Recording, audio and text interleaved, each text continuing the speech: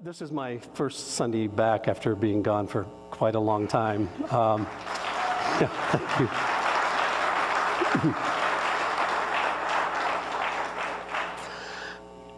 I felt like I should just take a few moments before we get into this new series and this new message for today and just tell you a little bit about what the Lord's done in my life and my family's life.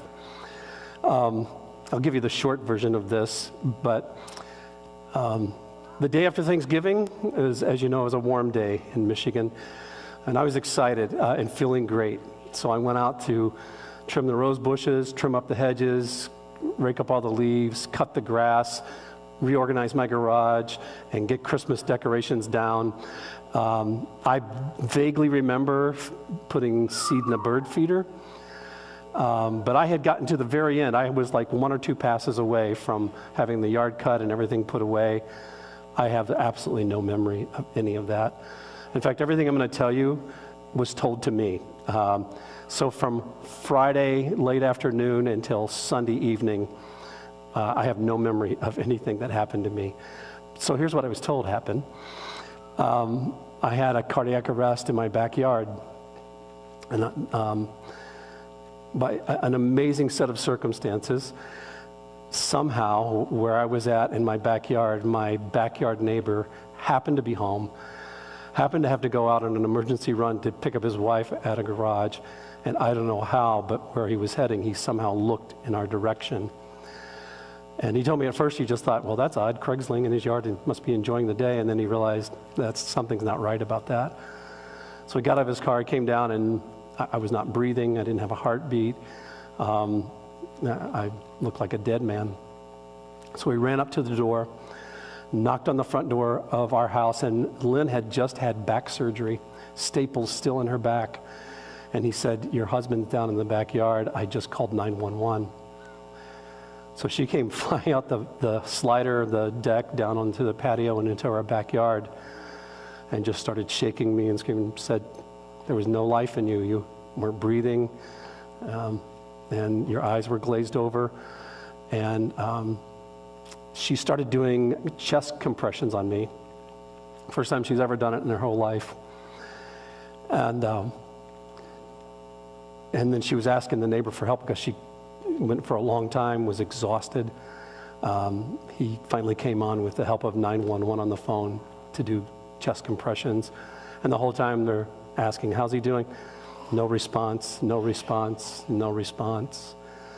The first responders got there, and we asked them later because we went to visit them, how long do you think it took you from the time you got the call to you were at our house? And they estimated it was somewhere between 7 to 9 minutes by the time they got the call, got into their vehicles. And I live in a neighborhood that's a lot of homes and a lot of winding roads, and we live smack dab in the middle of it all.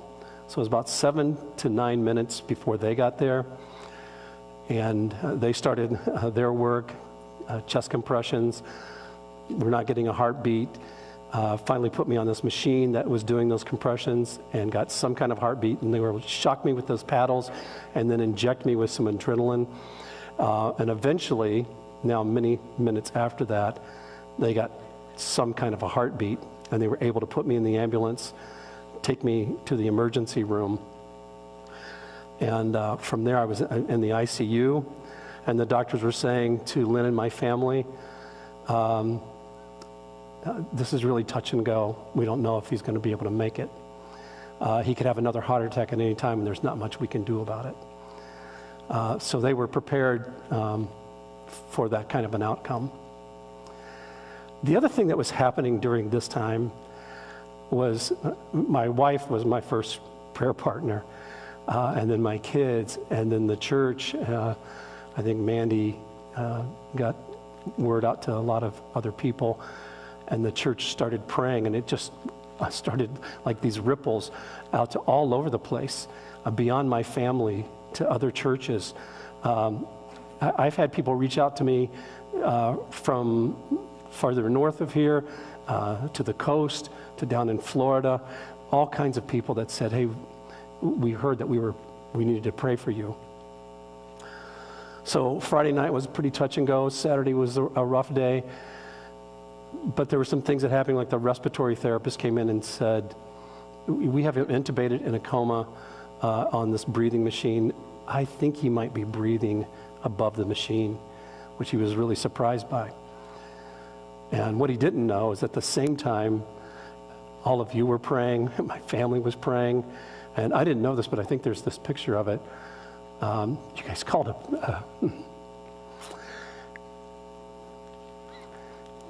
so you called a prayer meeting on our behalf. And I was starting to wake up a little bit, but from that time on, it was just this accelerated waking up, recognizing people around me, knowing their names. Now, by the way, I have no memory of that either, so if you came and visited me and I said something, I have no idea what I said.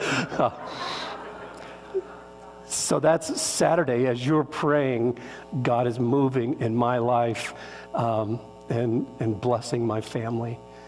I cannot describe to you all the mysteries of prayer. That's beyond me. I just know that it matters. And Jesus told us to pray. That's enough reason for me. But then what I see in people's lives as they pray, I want to pray all the more. And I am so blessed to be a part of a church that is a praying church. I tell people what happened with my church that you called an impromptu prayer meeting, and people showed up like crazy for that. They're just amazed by that. And by the way, the one thing it's opened the doors is it's given better relationships for our neighbors. And I have been able to tell this story again and again and again about your prayers and your love for me and for my family and the profound difference that it made for us. I cannot begin to thank you enough for all of those things. So I'm beginning to wake up. They take me just a day or so later. By Sunday, I'm being moved out of ICU into a regular room to the shock of everybody that had worked with us. And my first memory was waking up Sunday night. I do a lot of hospital calls, so I wake up and I realize right away, I'm at Metro Hospital. Who am I calling? I was thinking I was making a hospital call, and so I'm going through some of your names, like, was it this person? Is it this? And then I look, I'm like, I'm not at the hospital, I'm in the hospital. And I'm thinking, well, maybe I'm here for some testing. And then I'm like, well, why are you in this gown and in this bed? And then I look up, my family's there. And apparently for about the 50th time, I said, where am I and what happened to me? And that's when I first began to hear this story about what happened to me. People ask me, did you see Jesus? Did you see your family members? Did you see a light? I'm here to tell you, I didn't see any of that. There's this old movie, there's a character named Miracle Max. Every time somebody asked me, the first time somebody asked me that, I thought of a quote from Miracle Max where he says, well, he's not completely dead, he's just mostly dead. So I kind of think, well, I was mostly dead, not completely dead. But I was down for a long time, and the outcome of what you see today is not very typical. And that's not just my opinion. The day that I was released, so I went on this episode on Friday evening. I was being released from the hospital on Wednesday morning. My belief is that's the power of your prayers for us that has just accelerated this whole thing. But it even gets more interesting than that. I had people from the ER and the ICU coming up to see me the day I was discharged because they couldn't believe it. They said, we just had to see for ourselves. And the one guy who worked with me in the emergency room, he says, by now I was just hoping you'd be able to, watch cartoons and maybe mumble out your name. He was just amazed by it. My cardiologist, who I'm sure has seen it all, was just amazed that I was ready to go home. And then a few days later, Lynn and I went to the first responders and brought them some treats, and just to thank them for what they had done. I wished I'd had a video. It was like they were overjoyed and looked like they'd seen a ghost. They're like, wow, this is not the outcome we typically get, and most of the time we don't get closure on this. We're just amazed that you're here and how well you're doing. I've had several doctor's appointments, as you can imagine, and my last cardiologist appointment, the first thing out of the cardiologist, the assistant, was, wow, you've been through a lot, haven't you? And I said, yeah, that's what I'm told. And she goes, I can't believe how well you're doing. And so I asked her, I said, I was told that there's not any damage to my heart. Is that true? She goes, yes, somehow that is true. You have no damage to your heart. Being down that long. And the other one I was a little more curious to ask, because I've seen this before of other people who have had cardiac arrest and didn't come back quickly, that they're in a difficult state for the rest of their lives. And I said, I also was told that I didn't have any cognitive deficits, at least not that were pre-existing. I might have had some of those. But she said, no, there's no damage. And I have been able to do everything that I needed to do, finish teaching a class, reading stuff on the Sermon on the Mount,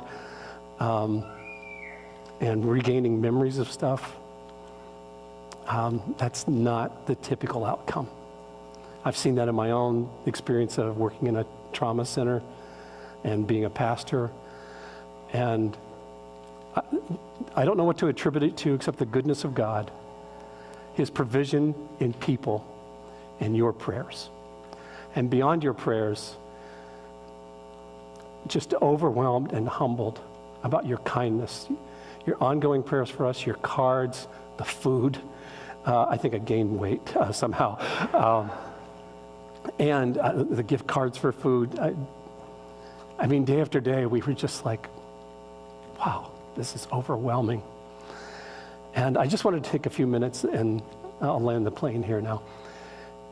But from Lynn and me and my entire family, we are so grateful for our church family and for your love for us, and praising God for what He's allowed me to do in these days, and the recovery that I've had.